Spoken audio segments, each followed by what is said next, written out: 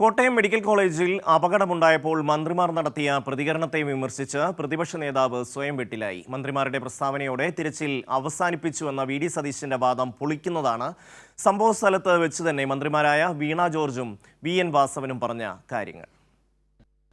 Kottayam medical കോളേജിലെ അപകടത്തിൽ ആരോഗ്യമന്ത്രി വീണ ജോർജിന്റെയും മന്ത്രി വി.എൻ. വാസവന്റെയും പ്രതികരണമാണ് തിരച്ചിൽ വൈകാൻ കാരണമെന്നായിരുന്നു പ്രതിപക്ഷ നേതാവിന്റെ ആരോപണം.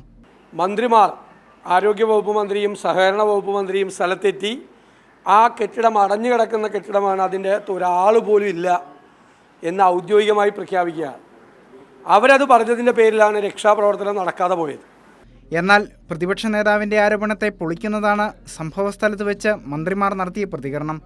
ആരെങ്കിലും അടിയിൽ കുടുങ്ങിക്കിടപ്പുണ്ടോ എന്ന മാധ്യമപ്രവർത്തകരുടെ ചോദ്യത്തിന് JCB കൊണ്ടുവന്നിട്ടുണ്ടെന്നും പരിശോധന നടത്തി വേറെ ആരെങ്കിലും ഉണ്ടോ എന്ന് നോക്കാമെന്നുമായിരുന്നു മന്ത്രി വി.എൻ. വാസവൻ പറഞ്ഞത്.